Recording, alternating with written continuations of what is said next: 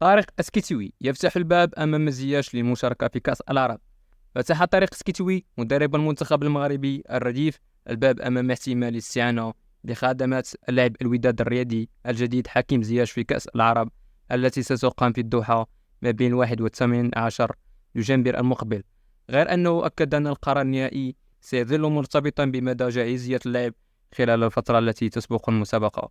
ويحرص الطاقم التقني منتخب الرديف على تقييم وضعية زياش خاصة بعد انتقاله حديثا إلى الوداد عقب تجربة طويلة في البطولات الأوروبية، إذ يرى الجهاز أن خبرته قد تمنحه الإضافة اللازمة للمجموعة، لكن غيابه لفترة عن المنافسة يجعل مسألة دعوته رهينة بتطور حالته البدنية والفنية.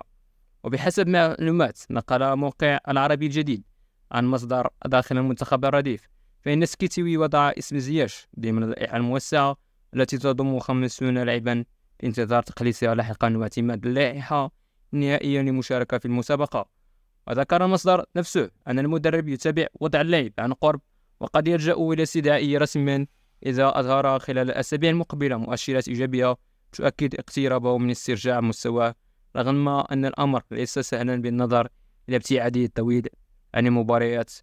وتفيد المعطيات المتوفرة بأن إشراك زياش مع المنتخب الرديف سيعتمد على مدى انتظامه في التدريب مع الوداد ومشاركته في اللقاءات الودية، خاصة أن ظهوره الرسمي الأول بقميص الفريق الأحمر قد يتأخر إلى غاية يناير.